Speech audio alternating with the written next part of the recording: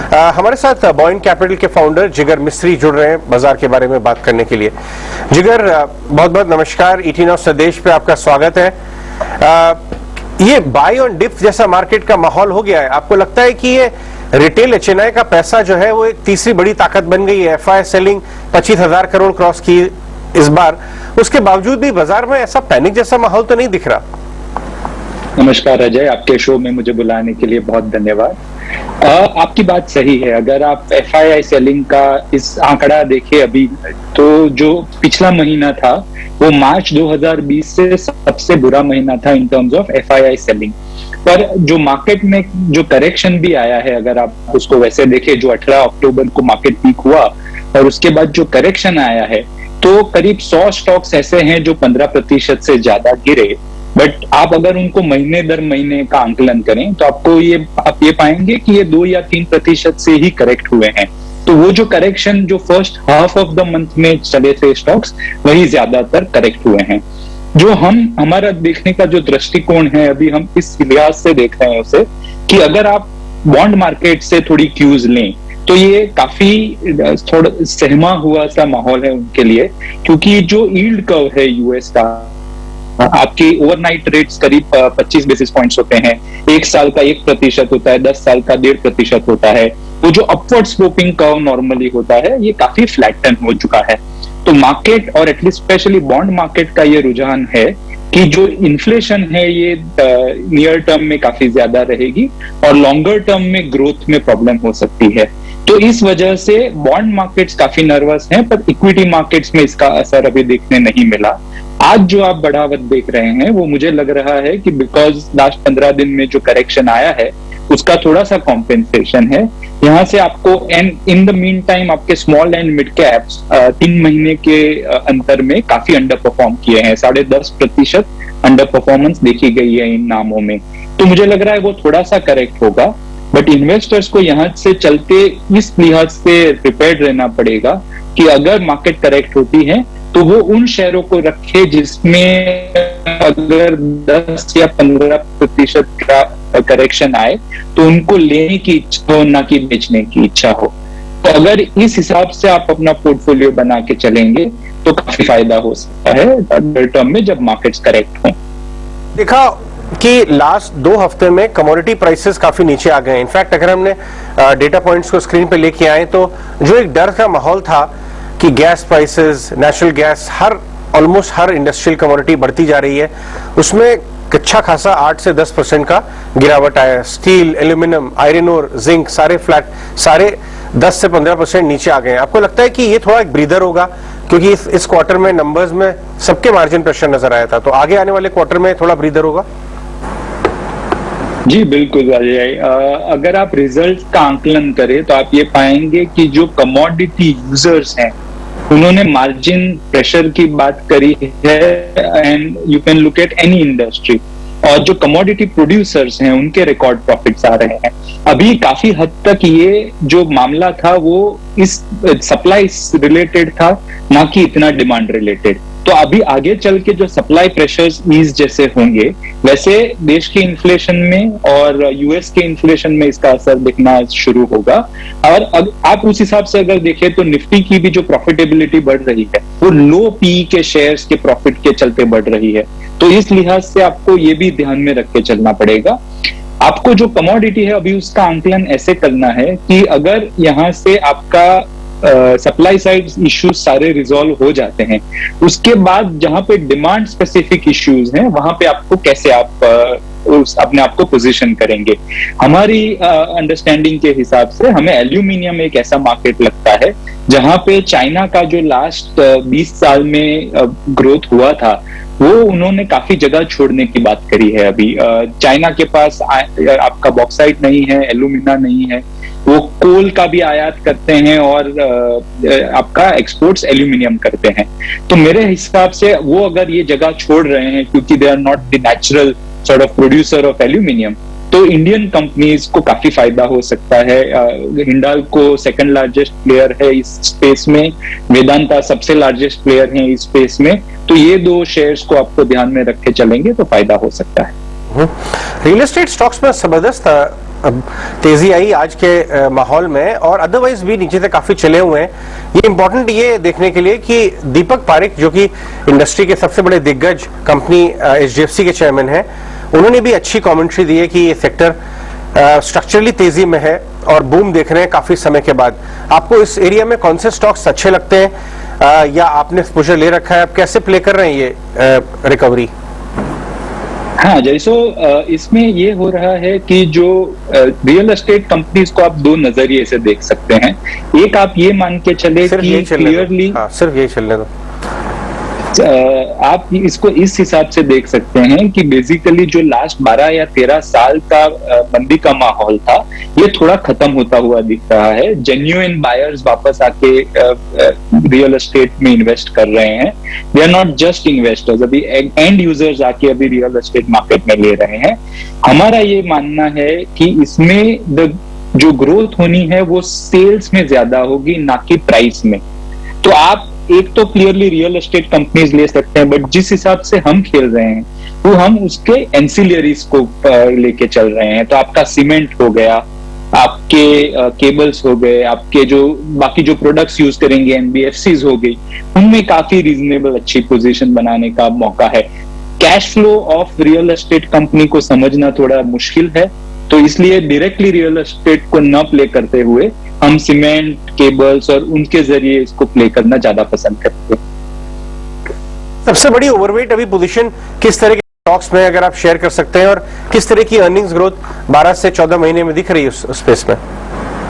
जी, तो 3 या 4 स्पेस है जहां पे हमारा काफी इंटरेस्ट है। एक हमारी बात हुई थी पहले बैंकिंग सेक्टर पे।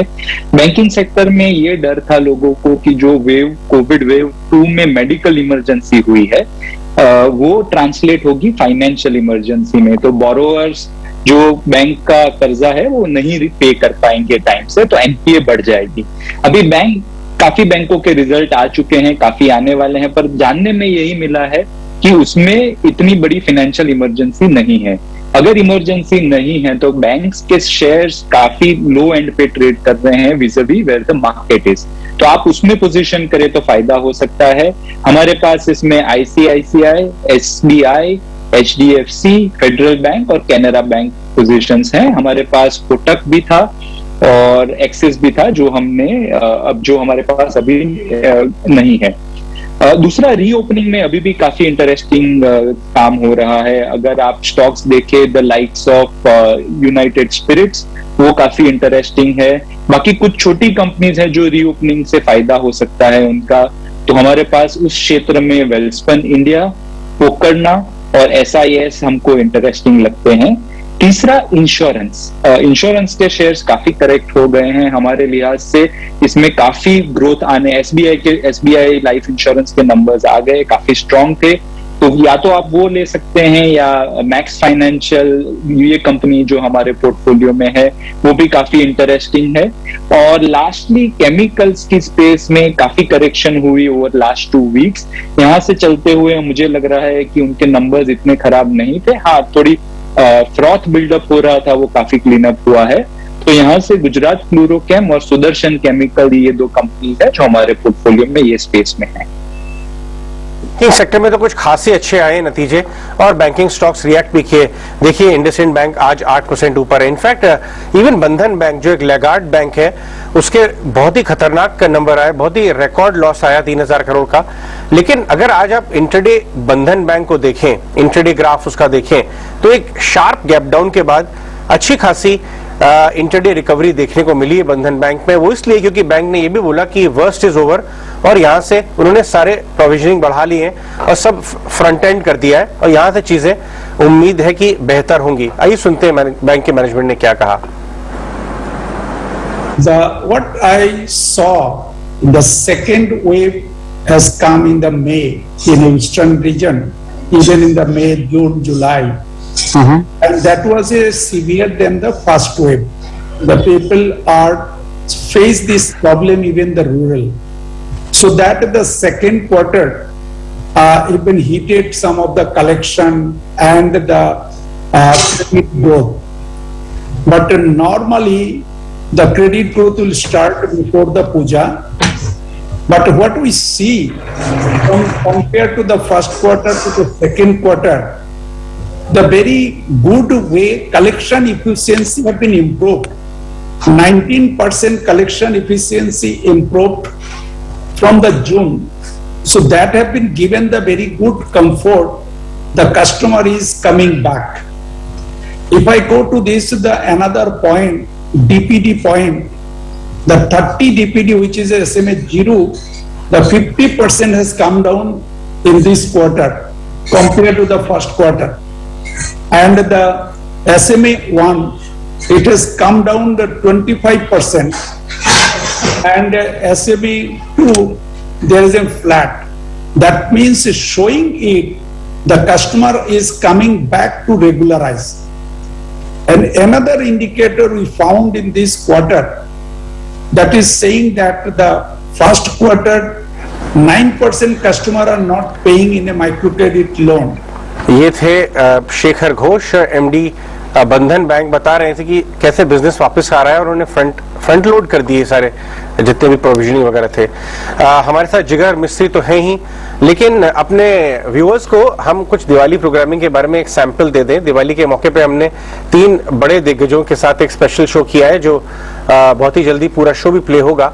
शंकर शर्मा फर्स्ट ग्लोबल के, एमके वेंचर्स के मधु केला और इनाम होल्डिंग्स के मनीष चोखानी। आइए एक छोटा सा स्लाइस उस स्पेशल शो का जानते हैं।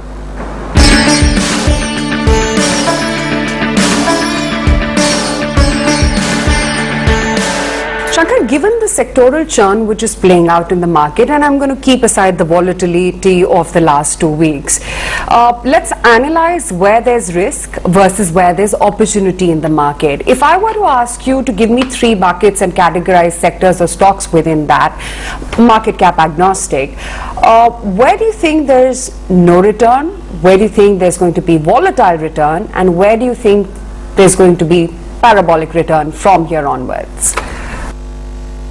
The no return is pretty simple, and that is the guys that we have studiously avoided for the last 15-18 months, which is the Levers and the Nestle's and the ITCs and Asian Paints of the world, which are no doubt great companies, but they are not great stocks. At least they have not been great stocks for 18 or 24 months. They had great times in 2018-19 when the rest of the broad market wasn't doing too well, and therefore, these were the stocks that did at least reasonably well relative to the rest of the market, and that created a story in the market that you buy these companies at any point in time and you're going to make 20% per year or whatever, some number.